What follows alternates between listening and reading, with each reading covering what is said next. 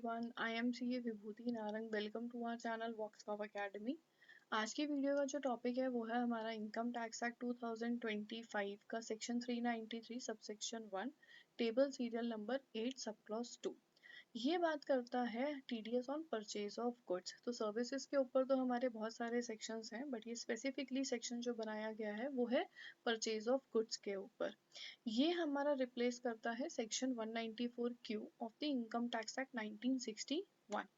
आइए थोड़ा डिटेल में इस सेक्शन को समझते हैं. सबसे पहले ये कब अट्रैक्ट होगा, तो कोई भी पर्सन जो कि बायर है और उसकी लास्ट ईयर की टर्नओवर, सेल्स, क्रॉस रिसिप्ट्स, कुछ भी भाषा में बोलो, वो 10 करोड़ से ज़्यादा अगर एक्सीड करती है, और कोई भी पर्सन जो कि रेजिडेंट है वो गुड्स बेचता है टू द बायर.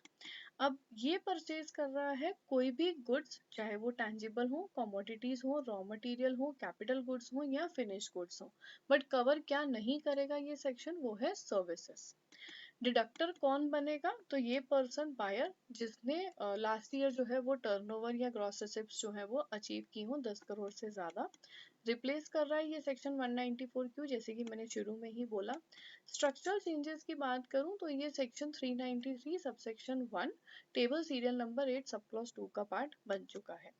अब बात करते हैं rates and threshold. Standard rate जो है वो है 0.1% ऑन अमाउंट एक्सीडिंग 50 लाख. तो अगर 50 लाख तक का ये बायर जिसकी टर्नओवर लास्ट ईयर की 10 करोड़ से ज़्यादा थी, वहां तक ये टीडीएस अप्लाई नहीं होगा. बट द मोमेंट ये 50 लाख 1 रुपीज़ का भी परचेज करेगा तो ये सेक्शन जो है इस पे अप्लाई हो जाएगा. बट अगर रेजिडेंट सेलर अपना पैन नहीं देता तो अंडर सेक्शन 397 हायर डिडक्शन 5% होगा. इससे पहले मेजॉरिटी सेक्शंस में वो डिडक्शन जो था वो 20% का था. थ्रेशोल्ड है एक्सीडिंग 50 लाख, यानी कि 50 लाख तक आपको कुछ भी डिडक्ट करने की जरूरत नहीं है. कब डिडक्ट करना है, जब भी बायर जो है वो सेलर को क्रेडिट देगा अपने बुक्स ऑफ अकाउंट्स में, या फिर एक्चुअल पेमेंट की जाएगी by the buyer to the seller. तो उस टाइम पे दोनों में से जो अर्लियर है उसके ऊपर ये टीडीएस जो है अट्रैक्ट हो जाएगा. कुछ ट्रांजैक्शंस जो इस सेक्शन में टेक्निकली कवर नहीं होते हैं, जो लॉजिकली एक्सक्लूडेड हैं, जैसे कि जिनके ऊपर टीडीएस के कोई और सेक्शन अप्लाई करते हैं, तो वहाँ पे इस सेक्शन को अप्लाई करने की जरूरत नहीं, क्योंकि ये स्पेसिफिकली गुड्स के ऊपर है. अगर आपका सेलर नॉन रेजिडेंट है तो उस पर non resident TDS provision apply होंगे. अगर बायर की टर्नओवर ही पिछले साल की 10 करोड़ से कम है तो भी ये सेक्शन जो है ट्रैक नहीं होता. सिक्योरिटीज या कमोडिटीज आपने रिकॉग्नाइज स्टॉक एक्सचेंज या कमोडिटी एक्सचेंज पे अगर ट्रेड करी है तो वो भी जो है एक्सक्लूडेड है. ट्रांजैक्शंस जो ई कॉमर्स ऑपरेटर्स वाले हैं, यानी कि वो आपके जो सीरियल नंबर 8 सब क्लॉज 5 का पार्ट है और पहले वो 194O के अंडर थे, तो अगर उस सेक्शन में टीडीएस ऑलरेडी अप्लाई हो रहा है तो यहाँ पे टीडीएस अप्लाई करने की अपने को जरूरत नहीं है. कुछ प्रैक्टिकल एग्जांपल समझने से पहले गुड्स और सर्विसेज में डिफरेंस समझ लेते हैं. तो रॉ मटेरियल, स्पेयर पार्ट्स या मर्केंडाइज इन्वेंट्री है तो वो गुड्स है. कैपिटल गुड्स हैं तो मशीनरी इक्विपमेंट परचेज की है तो भी वो गुड्स क्लासीफाई होते हैं. सास सब्सक्रिप्शंस लिए हैं आपने या फिर सॉफ्टवेयर सर्विसेज कंसल्टेंसी, वो सर्विसेज में कवर होती है. और अगर आपने एक इमूवेबल प्रॉपर्टी खरीद ली है तो वो कवर होगी आपके टेबल के सीरियल नंबर 3 सब क्लॉज 1 के अंडर, तो यहाँ पे उसको अप्लाई करने की जरूरत नहीं है. अब समझते हैं जीएसटी का कुछ इम्पैक्ट होता है या किस तरीके से कैलकुलेशन में इसको कवर किया जाएगा. जो हमारी बायर की थ्रेशोल्ड है ना 10 करोड़, वहाँ पे जीएसटी हमें इंक्लूड नहीं करना. वो टैक्सेबल वैल्यू पे 10 करोड़ की लिमिट चेक होती है. So that 10 crore is excluding GST. Seller से जो 50 लाख का हमने गुड्स खरीदा, अगर इनवॉइस में अलग से उसने जीएसटी अप्लाई किया है तो वो अब वैल्यू जो है आपको एक्सक्लूडिंग जीएसटी लेनी है.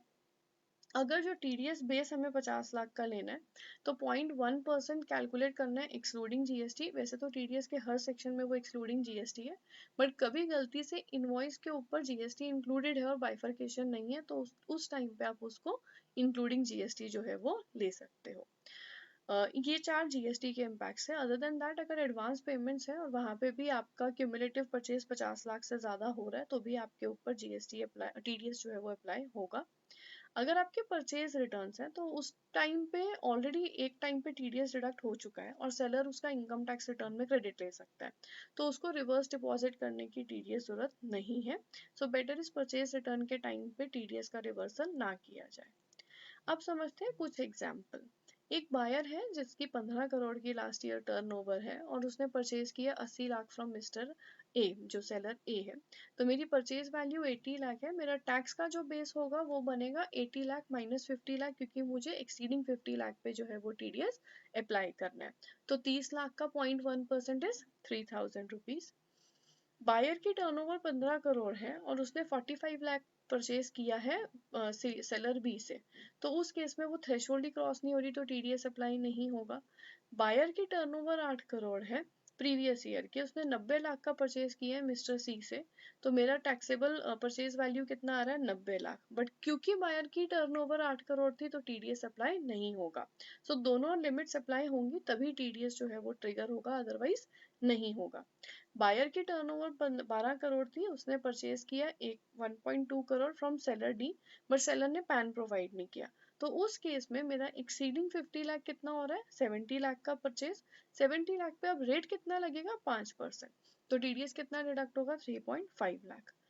एक इनवॉइस सेलर ए ने दी है, सपोज करते हैं 35 लाख, और अगली इनवॉइस 25 लाख की है फ्रॉम द सेम सेलर, तो मेरा क्यूमुलेटिव वैल्यू कितना हो रहा है 60 लाख, तो मैं 60 लाख में एक्सीडिंग 50 लाख कितना है 10 लाख, उस पे मेरा टीडीएस जो है वो ट्रिगर हो जाएगा, और 10 लाख का 0.1% इज 1000 रुपीज। सिमिलरली अगर 3 सेलर्स हैं 60 लाख 50 लाख एंड 40 लाख, तो तीनों सेलर्स में से टीडीएस मेरा किस पे ट्रिगर होगा सिर्फ 60 लाख वाले पे, तो वहां पे ही मेरा 10 लाख यानी कि एडिशनल टू 50 लाख जो है उस पे ही हम टीडीएस जो है वो अप्लाई करेंगे। अब बात करते हैं decision flow chart. Let's suppose कि अगर बायर ने परचेज किए हैं गुड्स सेलर से, तो क्या वो गुड्स हैं, अगर नहीं है तो टीडीएस अदर सेक्शंस में अप्लाई हो जाएगा, बट अगर वो है तो क्या वो सेलर रेजिडेंट है, रेजिडेंट नहीं है तो टीडीएस के अदर सेक्शंस अप्लाई हो जाएंगे, रेजिडेंट है तो क्या उसकी टर्नओवर लास्ट ईयर बायर की 10 करोड़ से ज्यादा थी, नहीं थी तो टीडीएस अप्लाई नहीं होगा, अगर थी तो क्या उस बायर ने सेलर से 50 लाख से ज्यादा के गुड्स खरीदे, नहीं खरीदे तो टीडीएस अप्लाई नहीं होगा, खरीदे तो क्या उसने पैन फर्निश किया सेलर ने, नहीं किया तो हायर डिडक्शन 5%, किया तो नॉर्मल डिडक्शन 0.1%। दोनों सेक्शंस की अगर मैं डिफरेंस की बात करूं दोनों एक्ट्स में, तो पहले ये 194 क्यू के अंडर आता था, अब ये 393 के अंडर है। पहले ये एक स्टैंड अलोन सेक्शन था, अभी ये दो सेक्शंस के अंडर हम रेफरेंस लेते हैं। पहले भी 0.1% टीडीएस था, अभी भी 0.1% है। हायर डिडक्शन पहले भी 5% था, अभी भी 5% है। परचेज का थ्रेशोल्ड पहले भी 50 लाख था, अभी भी 50 लाख है। टर्नओवर जो है पहले भी 10 करोड़ थी, अभी भी 10 करोड़ है। सिर्फ एग्जेम्पशन जो है पहले साथ में मेंशन थे, अभी वो आइसोलेट होके टेबल नंबर 4 में मेंशन किए जाते हैं। आज की वीडियो के लिए इतना ही। Stay tune for other videos. Thank you very much.